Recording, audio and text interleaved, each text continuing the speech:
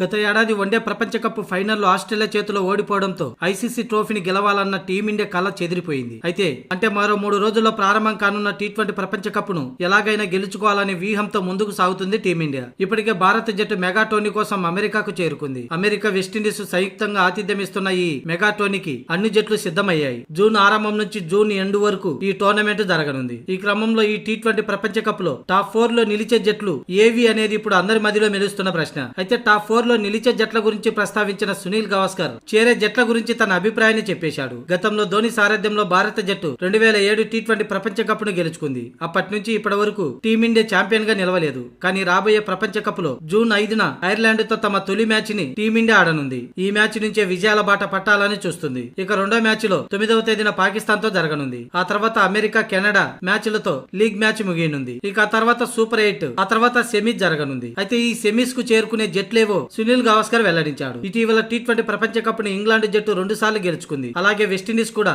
ఈ సీజన్ లో సెమీ చేరుతుందని గవాస్కర్ అంచనా వేశాడు. వెస్టిండీస్ కూడా 2 సార్లు టీ20 ప్రపంచ కప్ ను గెలుచుకుంది. ఇక 2021 ఫైనల్లో న్యూజిలాండ్ ను ఓడించి టీ20 ప్రపంచ కప్ ను గెలుచుకున్న ఆస్ట్రేలియా కూడా ఈ ఏడాది టీ20 వరల్డ్ కప్ సెమీస్ లో టాప్ 4 లో నిలుస్తుందని చెప్పాడు గవాస్కర్. ఇక ఈ 3 జట్లతో పాటు టీమిండియా టాప్ 4 లో కొనసాగుతుందని సునీల్ గవాస్కర్ వ్యాఖ్యానించాడు.